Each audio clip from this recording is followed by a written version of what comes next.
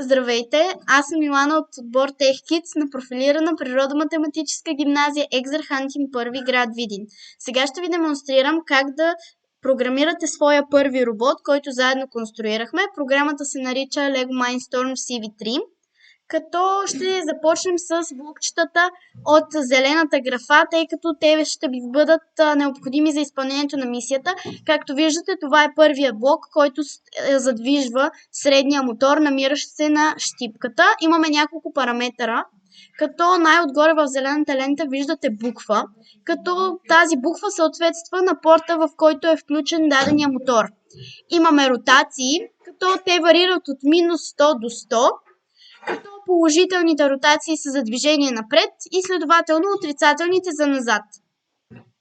Като бих ви посъветвала да използвате мощност 75, тъй като тя е мощност, която не е твърде висока, но в същото време не е и прекалено ниска. Следващия ни параметър е за ротации. Ротациите е мерна единица за измерване на движение при този тип роботи, като една ротация е равна на пълното завъртане на мотора, на един пълен оборот.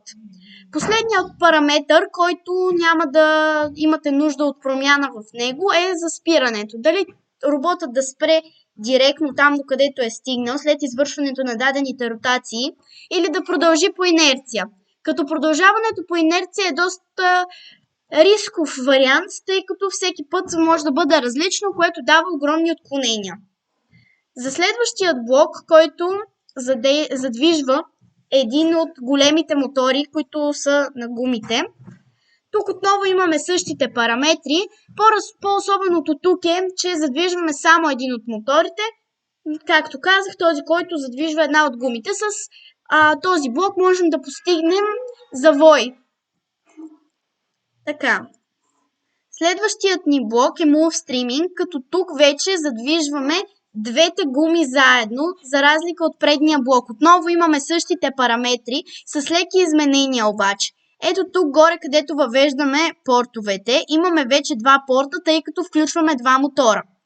Останалите параметри са същите, с изключение на ето този тук първият, който с ето този плъзгач можем да видим, стрелката ни показва какъв да бъде завоя, който ще изпълни робота.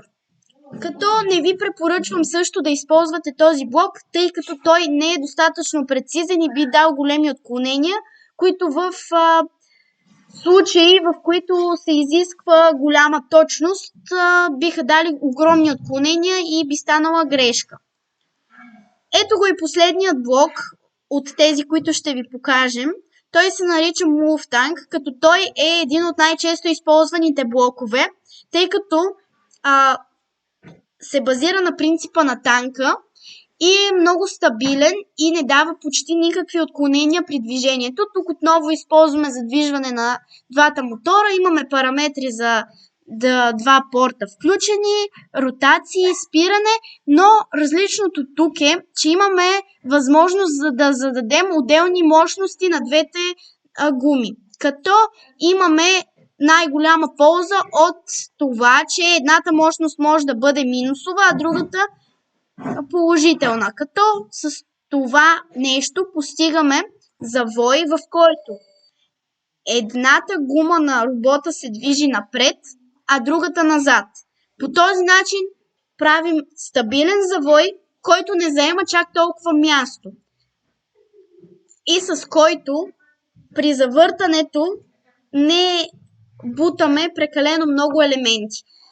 Общо взето, това са блоковете, които ще ви представя. Ако имате желание за повече, може да ни попитате.